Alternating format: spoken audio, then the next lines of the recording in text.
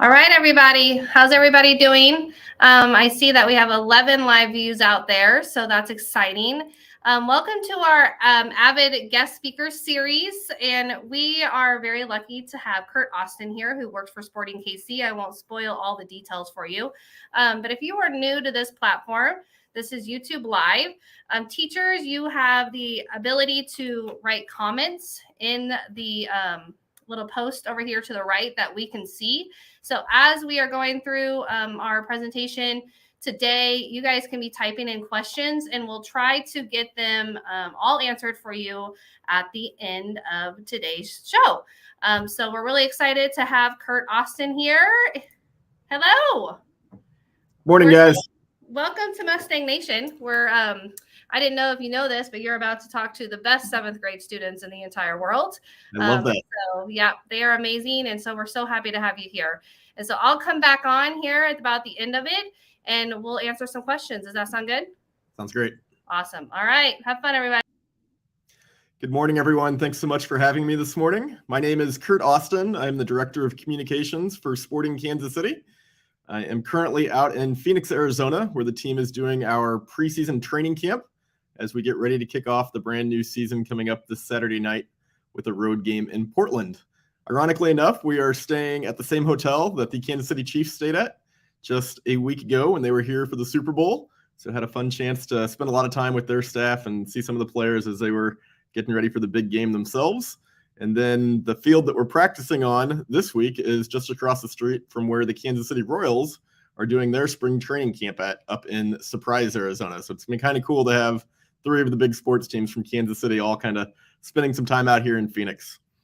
I'll give you guys a little bit of background information about myself, both personally and professionally. Take about 10 or 15 minutes to talk through some of the different job opportunities and careers that are available in sports, and then we'll open it up for questions at the end. So be thinking of any questions you want to ask. I am happy to answer.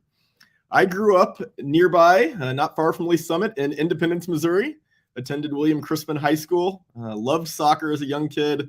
Went to a lot of Kansas City Comets and Kansas City Attack indoor soccer games down at Kemper Arena, and then got into the Kansas City Wizards once they started up in 1996 playing over at Arrowhead Stadium. Played a lot of soccer when I was young, but when I was in high school, started writing for my high school newspaper and really found that I enjoyed writing, fell in love with journalism, had a really great teacher and mentor that kind of sparked that career interest for me, and so decided to go to the University of Missouri, which has a very, very good journalism program, with the thought that I would go into becoming a newspaper reporter. That was kind of the path and the dream that I was following at that time. While I was down at Mizzou in Columbia, I tried to keep the flames alive for my love of soccer and worked out with their women's soccer team, first as a practice player and then as a student manager and a grad assistant. And it was through those opportunities that I was introduced kind of to the public relations side of sports by working with their sports information department, which is a department on campus that's covering all the games, writing previews, writing recaps, covering the stats, setting up interviews for the players and the coaches. So that was really when I started to think about other options beyond just journalism and newspaper reporting and looking at strategic communications and public relations as a potentially different career pathway than I might have started on when I first got to college at Mizzou. I was also doing some freelance writing, just mostly blogging, covering the Kansas City Wizards soccer team for a variety of websites. But what that did was it got me introduced to the public relations staff there at the soccer team. And so when they had a job opportunity in 2010, I jumped at the chance to apply as I was just finishing up school in Columbia. And it definitely helped having those relationships, knowing the people I was interviewing with and the people that were looking at all the resumes for the job opportunity. Was fortunate enough to get that job opportunity, and the rest is history. I've been with the club since 2010, so excited to start now a 14th season with the team. And it was a really exciting time to join the organization because that was right when soccer was really starting to get transformed here in Kansas City. We were going through a rebrand process. So the team changed its name from the Kansas City Wizards to Sporting Kansas City at the end of that 2010 season. And then we opened a brand new stadium, Children's Mercy Park, in the summer of 2011.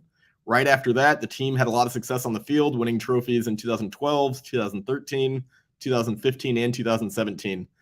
So between the rebrand and the stadium opening and then all the championships, really fueled the growth and popularity of soccer here in Kansas City.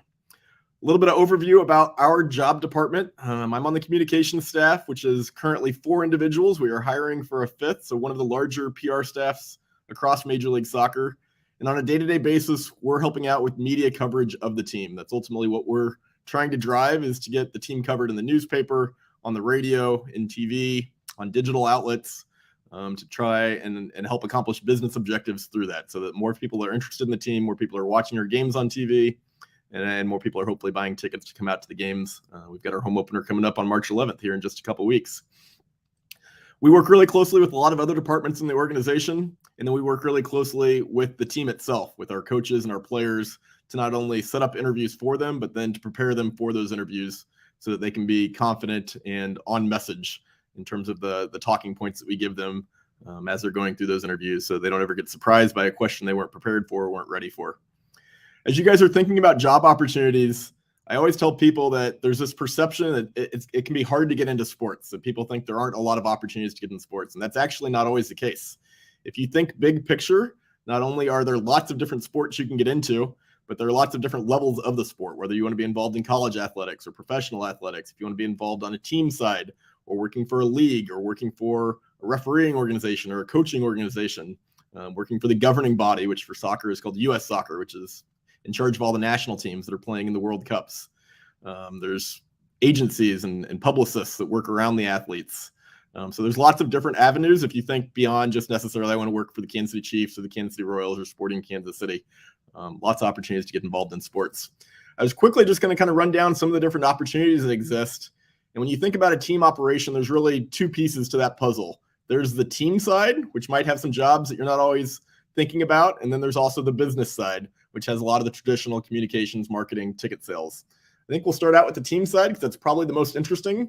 So of course you've got a coaching staff. You've got your head coach, you've got the assistant coaches, the fitness coach, the strength and conditioning coaches, but then there's a whole other support staff that's around the athletes and the coaches to help make them successful.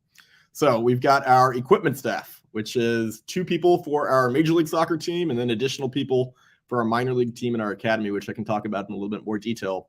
But they're in charge of everything from the laundry, getting all the gear washed in time for the players to have practice the next day, but also all of the gear that they need, from the goals to the balls to the pennies to the cones.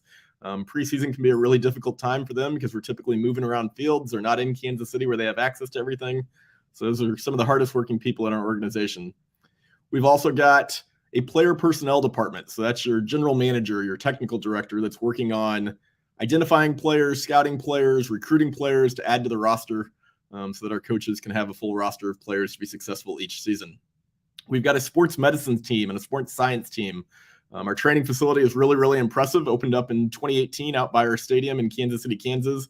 And it's got everything an athlete could ever want, from a high-performance gym to a laboratory that's got recovery rooms. It's got cryo chambers. It's got all the fitness equipment they need. It's got meeting rooms for doing film analysis. And so we've got an entire team of sports medicine and sports science professionals that are using all those spaces to kind of give the team a leg up and an advantage over their opponent each weekend. We've also got a talent and performance analyst team that are breaking down all the film, not just from our own games to work with the athletes on improving their performances, but also for our opponents that we're going to play in the weeks ahead to look at potentially some tactical advantages or trends we might be able to take advantage of as we're laying out the game plan and the strategy for that upcoming game. We've got a team administrator. He's the one that's in charge of all the hotels, all the flights, all the team meals, everything that's going on behind the scenes that the players and the coaches need to be successful when they're traveling on the road. We also have a minor league team and a academy, as I mentioned. So all these same positions get duplicated. Our minor league team plays in the 3rd division called MLS Next Pro. And it's led by Benny Feilhaber, who used to play for the team and played in the World Cup, and Iko Parr is his assistant coach. And then we've got 6 academy teams, which are youth development teams, ranging from U12 players all the way up to U19 players. And there's kind of an entire pathway to the pros that we try to put players on that we can identify either in the Kansas City region or to bring in from abroad to stay with a host family from other parts of the country or even overseas. And then the idea is to get them onto our minor league team, and if they continue to do well, to sign them to professional contracts. A really great example of that, and one that ties back to Lee Summit, is a player by the name of Eric Palmer-Brown, who's currently playing in the top division of France called Ligue 1, one of the very best leagues in the world. Grew up in Lee Summit, attended Lee Summit High School, Has now had opportunities to play for the national team and is playing in Europe at a professional level. Really, really impressive to see everything that he's done. He played for our academy, and then he played for our Major League Soccer team before continuing his career overseas. Then on the business side, lots and lots of jobs on the business side. So you've got everything from ticket sales and services, which is probably the most jobs, which is a lot of how people get their foot in the door in the organization. Every sports team is trying to sell tickets to fill up their venue for all of their home games. And then you also have season ticket members that need to be serviced by client services representatives. So anytime a season ticket member has a question or needs help on a game day, there's an entire staff dedicated to hoping those people have a great experience, and hopefully they continue to renew with us season after season to keep a strong season ticket base. The next largest department for us is probably our marketing department, which is a large umbrella that oversees multiple different groups of people. They've overseen our broadcast for the first 27 years of the organization. Now Major League Soccer has switched to a broadcast partnership with Apple TV. So starting this weekend, all of the games all the way across the league will be available for free on Apple TV. We've got an entire creative team that's working on graphic design, working on video, working on social. We've got a fan development team that's trying to identify fans, not just here in Kansas City, but also regional reps that go out to key markets throughout the Midwest area. So Wichita, Springfield, Omaha, Lincoln, Nebraska, to work in those markets to help become Sporting Kansas City fans and set up watch parties and bars and restaurants for fans in those areas. And then you've got your more traditional marketing of trying to place advertising and paid campaigns, both online and via social and newspapers on billboards throughout Kansas City. You'll see a lot of that getting ready to launch here in the next couple of weeks, including a brand new wrap for our Kansas City streetcar coming ahead of our home opener here in just a couple of weeks. Separate from our marketing department, you've got everybody that works out at the stadium. So you've got events and operations. It's always hard to remember that Sporting Kansas City probably plays around 20 games a year out at Children's Mercy Park. We're also lucky enough to have the Kansas City Current from the NWSL playing their home games at Children's Mercy Park this year before their new stadium opens downtown next year. So that's another 15 to 20 games there. But the other 300 days on the calendar, we're trying to fill the stadium with a variety of different public and private events. They can be small things like business gatherings, or they can be bigger events like we've had high school proms, we've had high school graduations. We've had concerts out there, lots of different events that can bring in different groups of people that ultimately help generate revenue for our business and help bring business into the building when it's not being used for soccer or other sporting events. There's an operations team that's necessary to pull off any event that we're doing at the stadium, and these are probably the hardest working people on the business side. They're the ones that get there early on game days to set everything up, every space, every seat, everywhere that a fan's going to be on a game day. There's an operations staff that's assigned to making sure that space is well maintained and ready to go. And then at the end of the night, cleaning it back up and putting the stadium back into the shape it was before the event happened. You've also got all of your traditional job responsibilities that we need, from accounting to make sure all the bills get paid, human resources to help with hiring and retention of staff. You've got our PR staff. You've got an entire team that sells corporate partnerships. So anytime you see a sponsor attached to the team, whether that's Children's Mercy Hospital has the naming rights for our stadium, we've got a local company called Compass Minerals that's on the front of our jerseys. So there's dozens and dozens of sponsorships that our corporate partnership team is both selling and then fulfilling those contracts after they're sold. We've got a retail team, so they're the ones in charge of selling all the merchandise. Every year we release a brand new jersey, but also all the t-shirts and hats and hoodies and all the apparel and gear that fans love to wear. Our retail team is not only working on the design for those, but then also the sales and fulfillment of those orders online with partners in retail markets and then inside the stadium as well. And then we've got an entirely kind of separate business around youth soccer. So we operate lots of facilities. We've got our stadium, Children's Mercy Park, that everybody's pretty familiar with, and the team's training facility nearby, but we also run youth soccer complexes. We've got one down at Swope Park next to the Kansas City Zoo. We've got one that just opened last fall in the Northland called Central Bank Sporting Complex. And then we've got another one in Kansas City, Kansas, all of which have anywhere from 8 to 12 fields that we're programming, not just with soccer, but also softball, baseball, flag football, lots of other youth sports via operating agreements with the cities that helped build those and pay for those complexes. So we're in charge of not just running them, but also programming them with tournaments and leagues and trying to attract events and running them out for practice purposes as well. And then the last piece to talk about is kind of the ancillary business opportunities that we have. So we've got a restaurant down in the Kansas City Power and Light District called No Other Pub. That is a great place for fans to come and watch our games, but it's also a popular destination for non-soccer fans too. The Big 12 tournament coming up here in just a couple of weeks in Kansas City. It's always a great place to go for all the basketball fans because it's right across the street from the T-Mobile Center. And so we've got some non-traditional, non-soccer business opportunities too that we've got a staff that's dedicated to helping run. So you've got all the business people that are kind of doing the business objectives, and then you've got all the soccer people that are helping out on the team side. Keeps everybody really busy. All told, we've got about 200 different full-time individuals.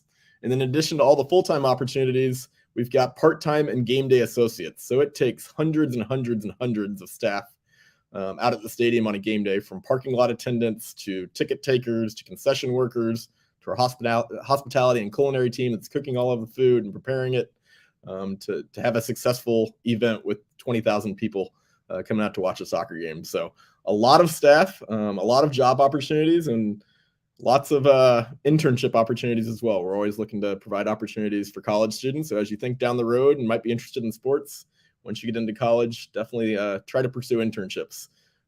It's a great way to network and to meet people and also find out what you might like, what you might not like. But networking can be really, really important. So it's never too early to start thinking about building relationships with people that might be able to help you out down the road. Lots of people are interested in working in sports, and we get lots of applications anytime there is a job opportunity. So anytime you can make a phone call to somebody that either works in that organization or knows somebody that works in that organization and say, hey, I know this person, I think they'd be a great fit. Make sure you give their resume a look, make sure you give their application a look, and if possible, try to give them an interview. That'll give you a leg up and help put you at the top of the pile for applications. So that is my overview of my job and all the other jobs available here at Sporting Kansas City, but I would love to take some questions and chat a little bit more.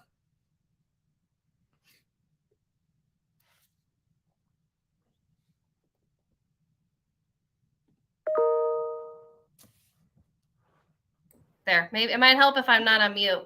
Gotcha. I'm that person. All right, so we have one from Mr. Nowak's class. Do you have a chance to talk to the players, and what are your conversations dealing with?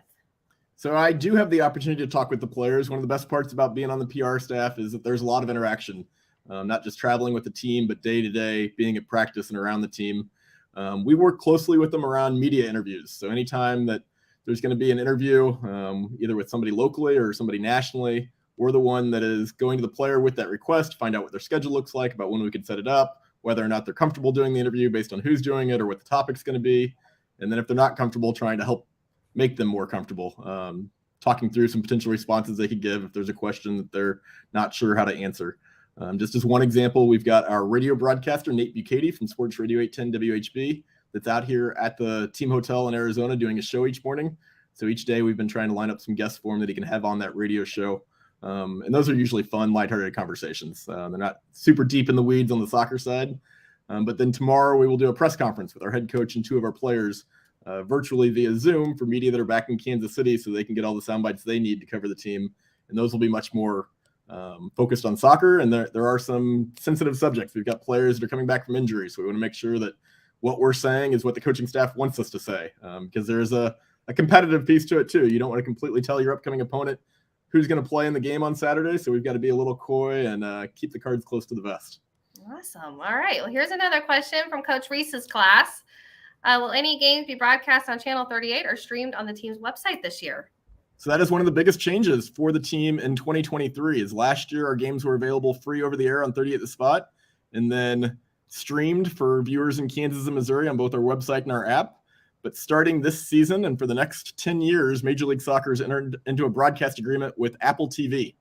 So every game across the league will be available via the Apple TV app on all the different devices. You can watch Apple TV.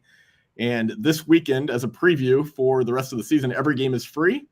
There will be many more games that are free throughout the season for both Sporting Kansas City and other MLS matches. But we're really excited, one, about the global reach. Apple TV is available in over 100 countries, which for soccer being an international sport, our players are thrilled that now their families and friends from Europe or South America or Africa can now watch them play every weekend.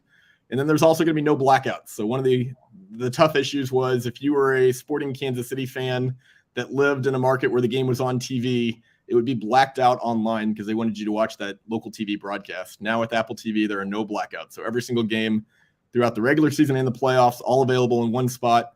And the other change they made with that was to try to get better kickoff times where for the most part, every game is kicking off at 7:30 p.m. local time in the time zone that you're playing in. So instead of not being sure if Sporting's playing at 2 o'clock on a Saturday or 5 o'clock on a Sunday, almost all of the games this year at 7:30 p.m. on Saturday nights. Wow.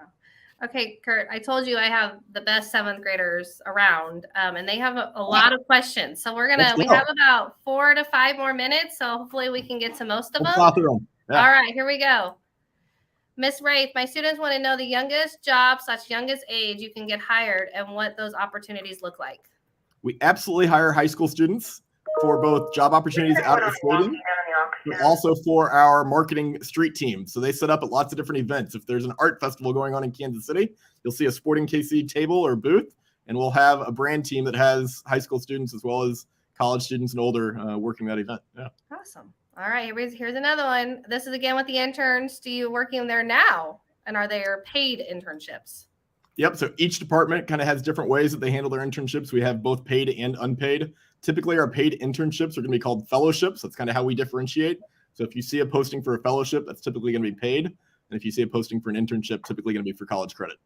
Okay, here we go. Mr. Nowak's class is on it with the questions. The KC Royals have a junior broadcasting contest where kids get a chance to interview players.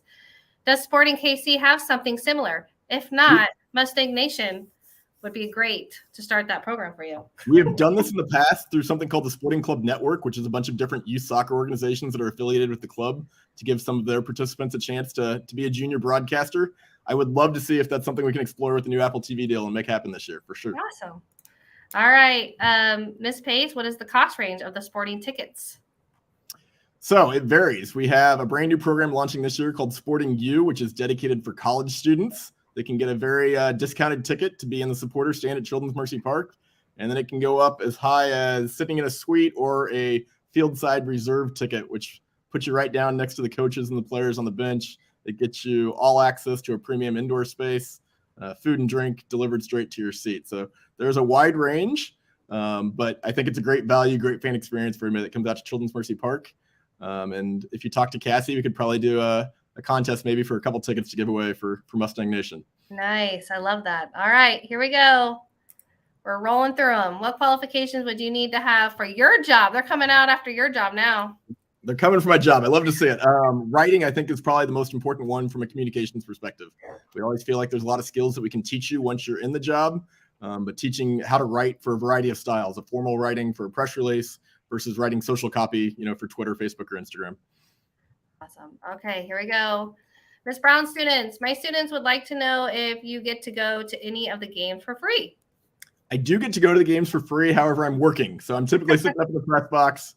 It ends up being about an 8-hour day. I get out there 4 hours before kickoff, and then we're usually out there a couple hours after the game ends, finishing everything up.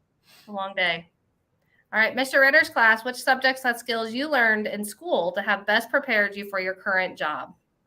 Ooh, I think research. I think being a good researcher is super important, especially as we get players from all over the world. We're meant to be the experts on that player from the moment they arrive. So it takes a lot of research to be able to pull all that information in from across all points of their career. Perfect. Okay, speaking of, here we go. What kind of training would you need if you were interested in working for PR? Which you kind of answered that a little bit, but do you have anything else to add to that one? You got to be a quick thinker sometimes. If you're doing a live TV interview, they don't always tell you what the questions are going to be in advance. So you kind of have to be a jack of all trades and know a little bit about everything, or at least have some strategies to talk around topics that you might not know everything on. Yeah. All right. So I know that we've talked about this one. We actually have a student here. So do you ever work with the academy? Because we do have a Sporting KC Academy player in Mr. Ritter's class. That is excellent. We love the academy. Awesome facility over at Swope Soccer Village that those players have access to every day. And it's been so cool to see all the homegrown players who've come out of the academy to play for both Sporting KC2 and Sporting Kansas City. If you watch our game on Saturday night, you'll definitely see academy products playing in it. We had an MLS MVP finalist, Daniel Shallowy, who was an all-star just a couple of years ago that came out of the academy too. Okay. And here we go. Of course, we got to know about that money. What job pays the most? President and CEO, I think, is probably the job you're looking for if you can work your way all to the top. That is the top paying job in sports. Yeah.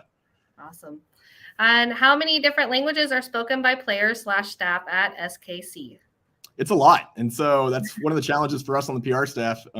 Spanish being a common one, but we get players from all over the world. We've got guys from Germany. We've got guys from France. And so sometimes we do have to lean on translation or interpretation services to bring in experts in those for doing press conferences with those players or translating materials for those players. Another big perk of the Apple TV deal is that Apple, through their bandwidth, can translate a lot of the content we upload into lots of different languages via closed captioning. So that helps too.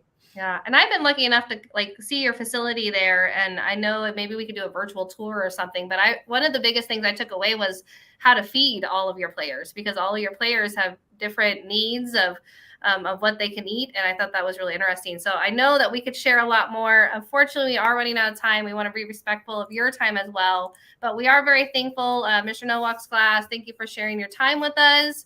We do love #MustangNation. So we're really excited you're here. Everyone's super happy, and we really appreciate your time that you've spent with us this morning. Thanks so much for having me, guys. Really enjoyed it. All right, we'll see you next time. Take care. Bye.